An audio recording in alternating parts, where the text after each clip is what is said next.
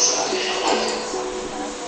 kita panjatkan puji syukur kepada Allah SWT dalam bagaimanapun kita ini, alhamdulillah kita masih diberikan nikmat Allah, nikmat sehat, nikmat hidup, nikmat selamat, dan nikmat yang lain.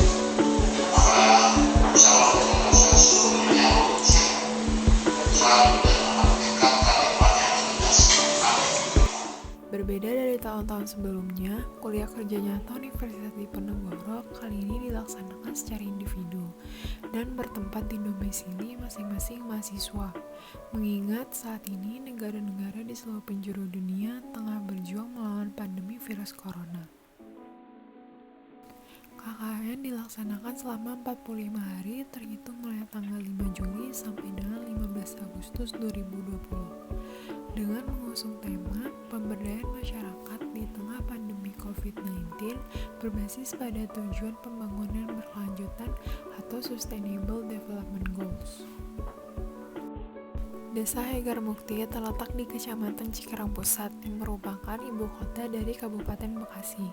Cikarang Pusat memiliki total luas wilayah 44 km persegi dengan total penduduk 67.000 jiwa.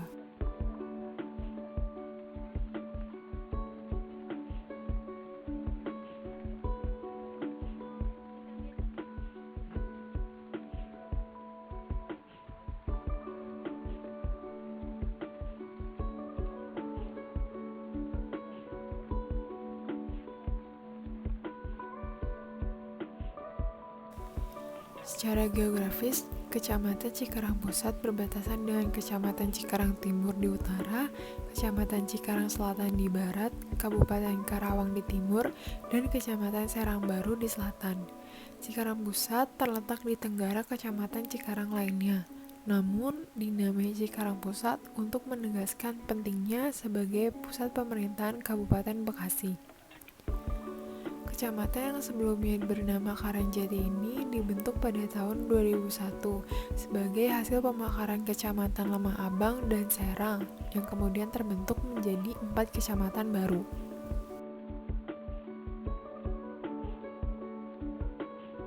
Saat ini, Cikarang telah menjadi salah satu pusat industri nasional yang nilai ekspornya mampu bersaing dengan Batam.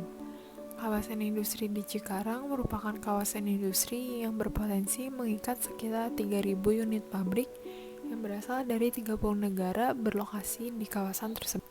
Tak heran Cikarang mampu menyumbang sebesar 34% penanaman modal asing nasional serta 22-45% volume ekspor nasional. Pada tahun 2008, omset kawasan industri ini mencapai 35 miliar US dollar dan 70% diantaranya untuk pasar ekspor.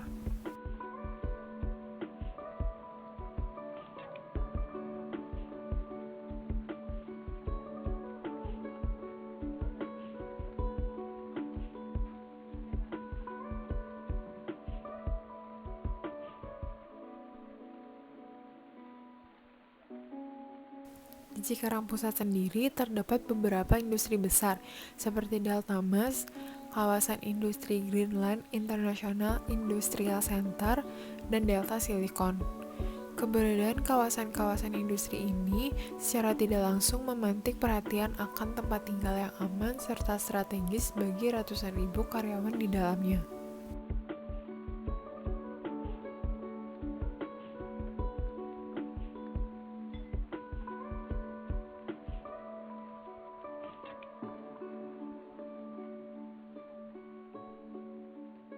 Potensi unggulan juga terdapat dalam segi infrastruktur, karena perkembangan pesat dari setidaknya 10 potensi infrastruktur seperti Jakarta Cikampek Elevated Toll, Double Track Manggarai Cikarang, LRT, Tol Jakarta Cikampek 2 Selatan, Kereta Api Cepat Jakarta Bandung, dan JOR 2 Cimanggis Cibitung.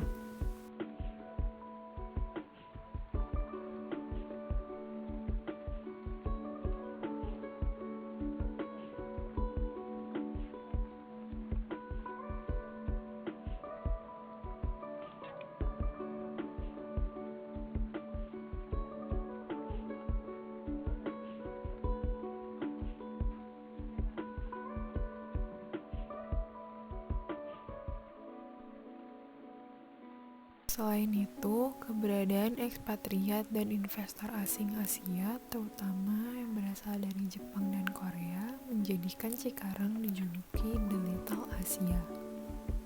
Dari sektor pariwisata, di Kecamatan Hegarmukti terdapat situ Rawa Binong. Di lokasi tersebut terdapat danau seluas 11,6 hektar yang menjadi jantung dari wisata yang dikembangkan oleh badan usaha milik desa.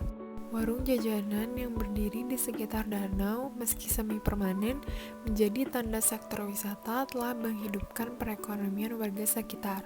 Atas potensi wisata yang ada, pemerintah Kabupaten Bekasi mengajukan Desa Hegarmukti masuk dalam Lomba Desa Wisata Nusantara 2019 yang diselenggarakan oleh Kementerian Desa, Pengembangan Daerah Tertinggal dan Transmigrasi.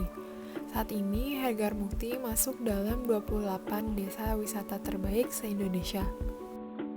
Seperti yang kita tahu, sampai saat ini, angka kasus positif corona di Indonesia masih mengalami peningkatan dengan sebaran di berbagai wilayah termasuk Kabupaten Bekasi dengan angka kasus positif aktif sampai 13 Agustus 2020 yaitu sebanyak 82 kasus.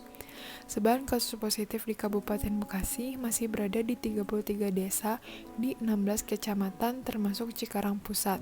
Oleh karena itu, diperlukan tindakan pencegahan yang maksimal, yaitu dengan selalu menaati protokol kesehatan yang berlaku, menjaga kebersihan diri dan lingkungan, disinfeksi, dan peningkatan daya tahan tubuh. Selain itu, kehidupan masyarakat di lingkungan industrial dengan kesibukan yang padat dan beragam menjadikan kurangnya penerapan pola makan sehat yang tentunya sangat dibutuhkan untuk mencapai kehidupan sehat dan sejahtera.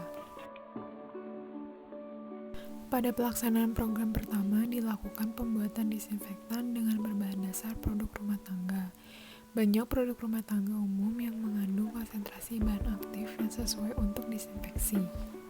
Berikut data produk rumah tangga dan konsentrasi serta cara pengencerannya berdasarkan rekomendasi Lembaga Ilmu Pengetahuan Indonesia.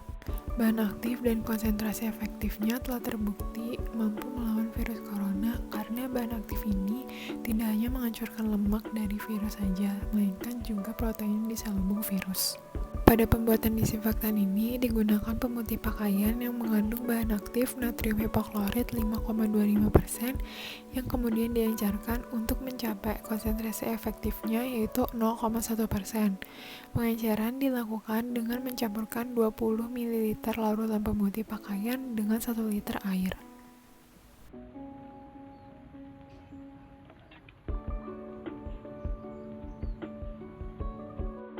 Produk disinfektan kemudian digunakan untuk mendisinfeksi taman bermain anak di RT 2 RW 10. Disinfektan disemprotkan ke permukaan-permukaan benda mati yang sering tersentuh seperti ayunan, railing tangga, pagar pembatas, dan tempat-tempat duduk.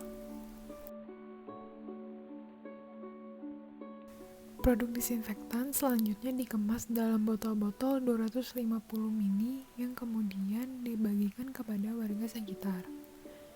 Selain itu, dilakukan sosialisasi pentingnya sanitasi lingkungan dan disinfeksi terutama di masa pandemi ini.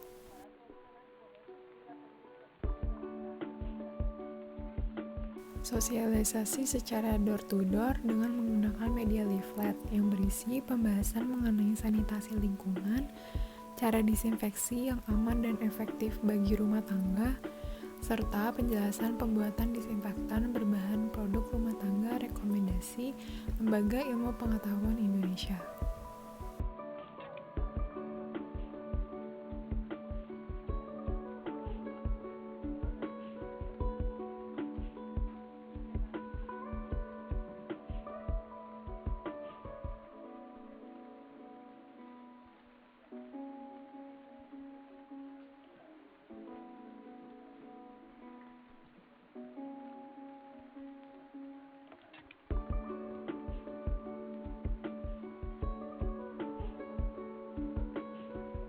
Pada program kedua, dilakukan edukasi pola makan sehat kepada masyarakat melalui media buklet yang telah dibuat.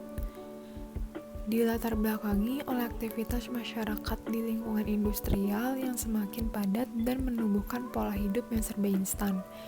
Masyarakat juga berupaya menyediakan segala kebutuhannya, termasuk konsumsi pangan juga serba cepat.